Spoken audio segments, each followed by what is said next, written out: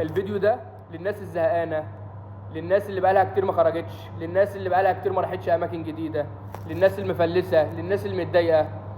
القاهره، اسكندريه، اسوان، الجيزه، شرم الشيخ، البحيره، دمياط.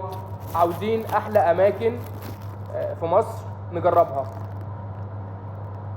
اللي بيتفرج علينا بقى يستفاد ايه؟ ان هو اللي هنختار المكان اللي هيكتبه من الكومنتات هنختاره يجرب المكان معانا، ومش لوحده، هو واتنين صحابك بقى، اخواتك، اولادك، قرايبك، زي ما تختار.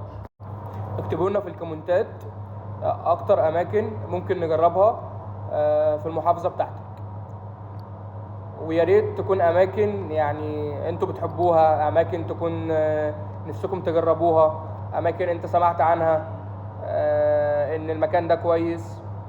فاكتبوا لنا في الكومنتات ونختار ونجرب.